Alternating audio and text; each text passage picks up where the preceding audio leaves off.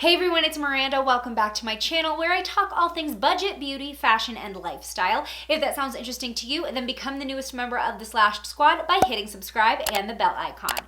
This week's Slashed Squad member of the week is Matrini. Matrini, thank you so much for always leaving such positive comments. You can be featured in my next video by subscribing and following me on Instagram. So one part of my beauty routine that I've kind of been working on personally behind the scenes is finding my perfect fragrance. I have several fragrances just on my dresser that I rotate through depending on the day and my mood, but not one that stands out as my signature scent. And there's some that I don't really even use anymore just because I've kind of grown out of them. So I've learned a lot about fragrances over the past couple months of sampling new scents, and I wanted to share some of the things that I've learned to hopefully help you also find your new signature scent. So here are some tips to get you started on your own scent journey.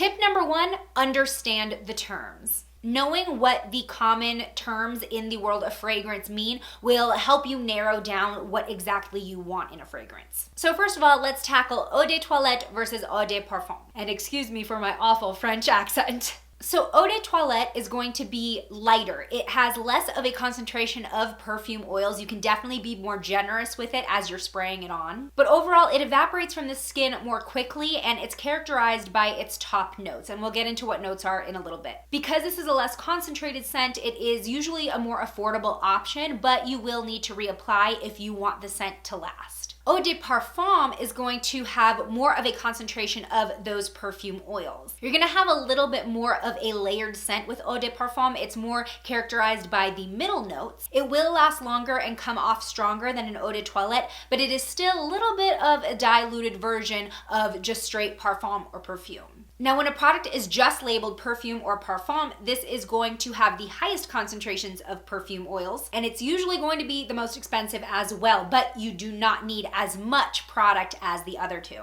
And this lasts the longest. It evaporates the slowest on the skin. You're really gonna go through layers of scents. So it'll take a little bit longer to get to the main vibe of the perfume. For me personally, when I'm looking for perfume, I do tend to stick to the eau de parfum region. It's a little bit more affordable than straight up perfume, but it'll last longer and has more layers in the scent than just eau de toilette. Although during summer, I will wear some eau de toilettes because it's lighter and I feel like they perform best in summer. Now let's get into what all of these notes mean. Usually in the description of a perfume, if you're reading it on the box or even online, you'll see a description that consists of top notes, middle notes, and base notes. The top notes are what you're going to smell right away. They are your first impression of the fragrance, but they also evaporate quickly and they're not gonna last very long. So quick review, I mentioned before, eau de toilette is usually characterized by the top notes because as a whole, it just evaporates the quickest, so it doesn't develop much past those top notes. So the middle notes of a fragrance are gonna be a little bit more richer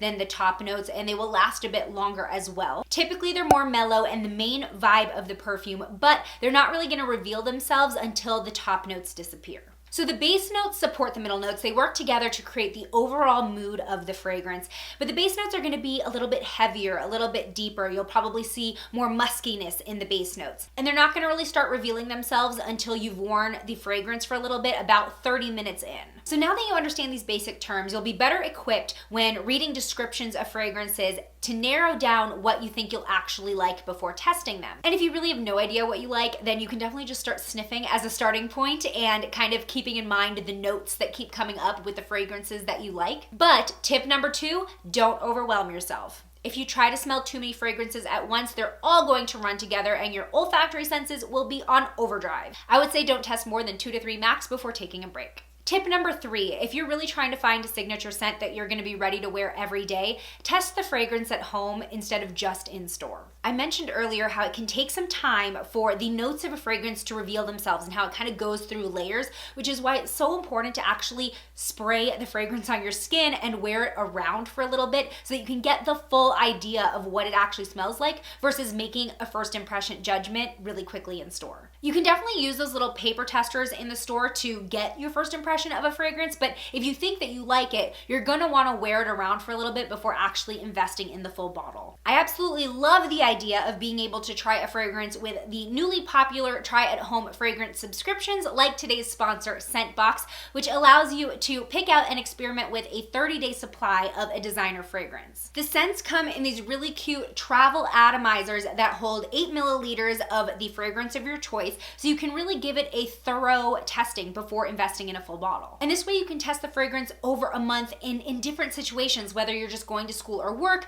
or you're out and about running errands, see how it lasts throughout the day. What I think sets Scentbox apart from the other similar subscriptions is that you actually get one free exchange per month. So if you get the scent you picked out and you're like, I don't like this, you can send it back and get a new one for free within the same month. You don't have to wait for your next box to come for a new scent. You also get the complete atomizer case with each fragrance that comes every month, so you're not refilling the vials yourself, and that way if you're still working on a fragrance when a new one comes, you don't have to decide which one goes in the case like some of the competitor subscriptions. Tip number 4, don't feel pressured to find the one. Fragrances will act differently from season to season because your body acts differently from season to season. Lighter fragrances can come off stronger in the summer because your body is warmer, whereas in winter, it'll take a little bit more time for it to reveal all the notes. So you might have a couple go-tos that you rotate throughout the year, and that's totally okay. Don't feel pressured to find one end-all and be-all fragrance. Tip number 5, how and where to apply your fragrance to get the most out of it. The best time to apply a fragrance is when your skin is on the warmer side and when it's moist. So after a morning shower is perfect. This will help intensify the fragrance and even make it last longer. Next, you're gonna wanna spray your fragrance on your pulse points. You've probably heard this before. The reason is because this is where warmth emanates from your body. And these are all places on the body where you can feel your pulse. So you wanna go on either side of your neck,